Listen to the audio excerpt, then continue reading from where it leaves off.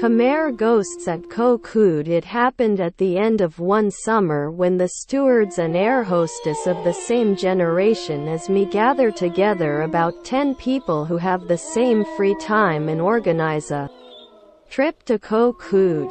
By staying at a resort house on a small private island not far from the border of Cambodia.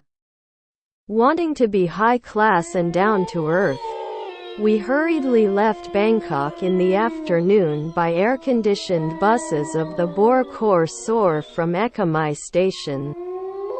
Come down to Trat province, then take a minibus to the pier in order to connect a boat to the accommodation island again, which before reaching the destination, it's twilight. Everyone was extremely tired. The size that can be called almost crawling up to the house after refueling with dinner that the owner of the resort has prepared until he is full, so we went out to explore the villa and the surrounding area. It looks like a typical old beach bungalow, raised about a meter high. The house is made of wood.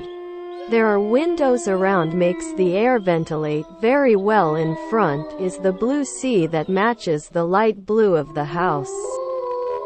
The back is snuggled up with a small hill where many plants are crowded up. The sounds of various creatures sang softly from the grove, but the one voice that gave me goosebumps with the most disgusting fear is the sound of geckos crawling along the walls of the house along the way.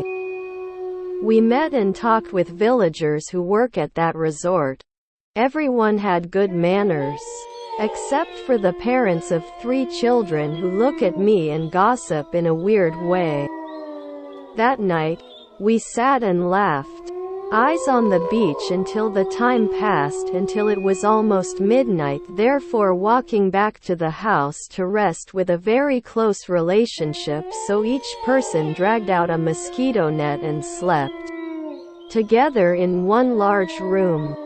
They chatted and joked with each other happily.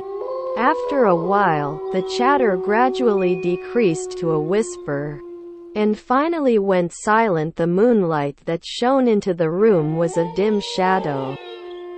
The sound of the waves gently lapping on the shore merges with the fatigue from the journey, made me fall asleep easily. I don't know how much time will pass. I was startled when I heard a gecko roar outside. That sound caused him to quickly pull up the blanket to cover him, put their hands in their ears out of fear. Surprisingly, their friends still sleep comfortably as if nothing had happened. After a while, the gecko's voice calmed down, but this time, there was a soft voice of a man and a woman. I tried to listen to what they were saying, but can't understand even a single word, like in Khmer language. Slowly, I turned my head to look at one of the windows where the sound came from. In the midst of darkness with only the dim moonlight, the man, woman and child I met on a walk that evening. The conversation suddenly halted, as if he knew someone was eavesdropping. They all turned to look at me with cold eyes. Oh, it's the villagers that work here, I thought to myself, and asked them softly, for fear that it will disturb the sleeping friend, "What's wrong? What are you doing this late at night?"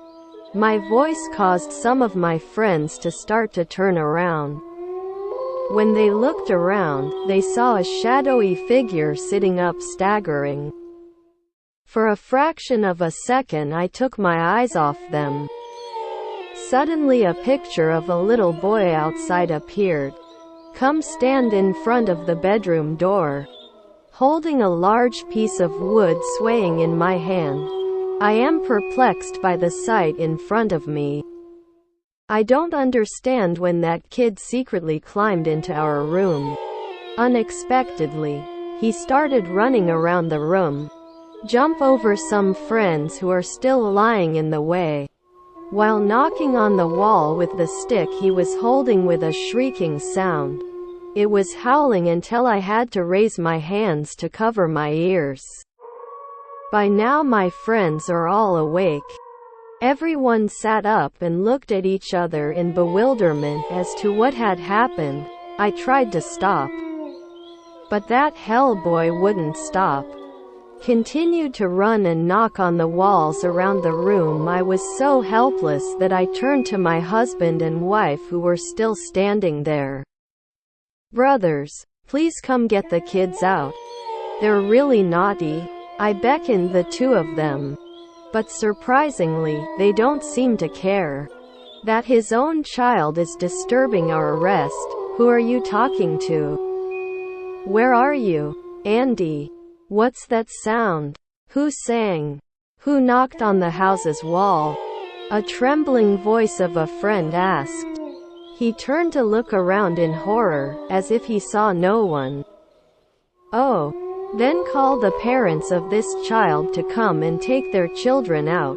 They can run and play." Can't sleep," I replied impatiently. Then he moved himself up. "Living in the moonlight, find a way to the panel, light switch and press the button to turn it on." But nothing happens. The whole room is still dark. Amidst the bewilderment of friends, I press the button over and over again. Race against the screams and knocks on the walls of that boy's room. The pressure erupted to such an extent that I couldn't bear it. I repeatedly hit the light switch with my finger. With a loud shout, "Little boy, stop! Stop running right now!" When my voice is gone, the light from several lights on the ceiling suddenly lit up. The noise and the image of that little boy disappeared in the blink of an eye. The whole room went into silence again. I looked around. Seeing friends sitting together in fear, I hurriedly walked over to the window in front of my bed to look for those three, but I couldn't find anything. Hardened to look through the darkness.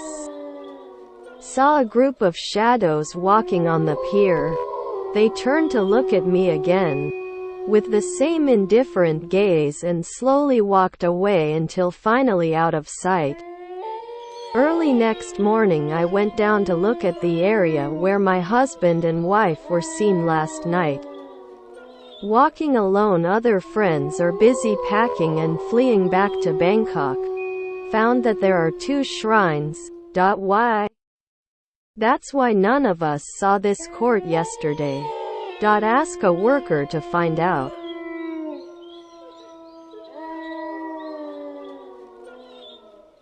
That it was built for a husband, wife and son who sailed on a boat to migrate from Cambodia to escape the war many years ago. Unfortunately, the boat capsized and drowned the entire family, and the body was washed up by the current on the beach in front of this house.